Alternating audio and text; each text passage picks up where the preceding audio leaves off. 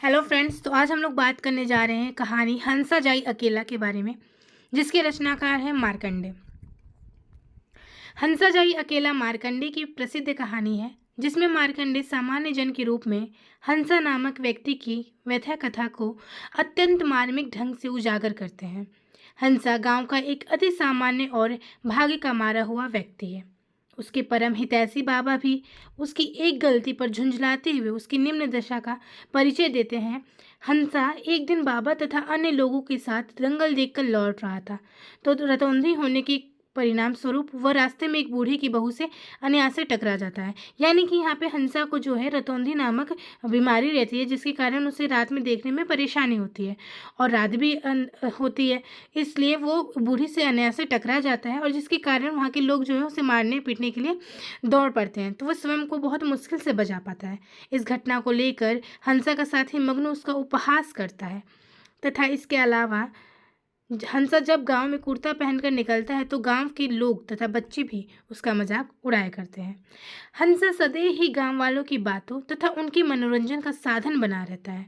हंसा गांधी का जो परम भक्त है तथा गांव में कांग्रेस के प्रचार हेतु आने वाली सुशीला बहन के आगमन की सूचना वह लोगों को ढोलक बजा बजा कर देता है।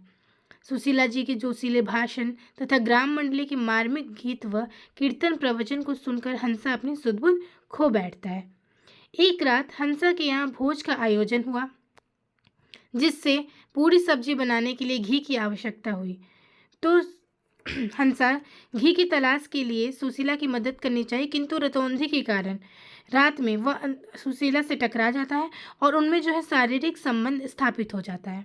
इस घटना की प्रतिक्रिया के उपरांत हंसा भी चुनाव में रुचि लेने लगता है और सुशीला के साथ चुनाव प्रचार में भागीदारी करने लगता है, जिसके परिणाम स्वरूप कांग्रेस तो जीत जाती है, किंतु सुशीला जो है उसे निमोनिया हो जाता है और वह हंसा के द्वारा सेवा किए जाने के बावजूद भी उसकी मृत्यु हो जाती है। हंसा इस हादसे से बहुत ज़्यादा अंदर से टूट जाता है और उसका दिमागी संतुलन बिगड़ जाता है। वह घूमते घूमते हंसा जाए अकेला गीत गाता रहता है। इस प्रकार अकेले पैदा होने वाले हंसा के जीवन में सुशीला का आगमन दो के साथ जीने की उम्मीद से हुआ था, किंतु फिर से इस संसार में हंसा अकेला रह जाता है और वह पुनः संसार में अकेला आने वाला तथा इस संसार में अकेला जाने वाला भी बन जाता है। मार्कंडे ने इस कहानी के केंद्र में हंसा की व्यथा कथा को रखते हुए समाज की उपेक्षित, सामान्य तथा अभागे प्राणी के प्रति सहानुभूतिपूर्व तथा करुणा चरित्र प्रस्तुत किया है। कहानी का जो हम अब इस कथानक देख लेते हैं, इसका जो कथा वस्तु है। कहानी का आरंभ ही हंसा का मजाक बढ़ाने से होता है और कहानी के विकास क्रम के साथ साथ हंसा का चित्र समाज के महत्वपूर्ण और प्रभावशाली व्यक्ति के रूप में उजागर होता है।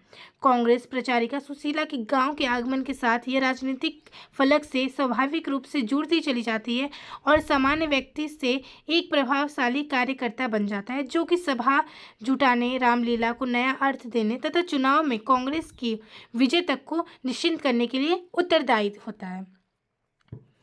इन्हीं घटनाक्रम के साथ सुशीला का आगमन हंसा के जीवन में होता है, जो उसके अभागेपन को मिटाने में सक्षम होती है।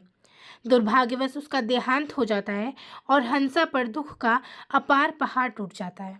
हंसा चुनाव की सफलता के उपरांत भी अपने गम में पलता रहता है, पागल हो जाता है। इस प्रकार हास परिहास व मनोरंजन के वातावरण से प्रारंभ होकर हंसा की कहानी राजनीति के यथार्थ गुजरती हुई करुणा के चरम बिंदु पर जाकर समाप्त हो जाती है, जहां पाठक हंसा की दुर्भाग्यपूर्ण स्थिति में शोक में डूब जाते हैं। कहानी के प्रारंभ में हंसा द्वारा हंसा जाई अकेला दहिया ना रहो इस गाने के संपूर्ण जीवन, संघर्ष, दुख, करुणा तथा अवसाद को दर्शाता है। कुल मिलाकर यह कहा जा सकता है कि कहानी में आए प्रसंग मुख्य कथा को अधिक मार्मिक और प्रभावशाली बनाने का कार्य करते हैं, जो हंसा जाई अकेला की दुखद परिणति को सार्थकता देने में महत्वपूर्ण योगदान प्रदान करते हैं।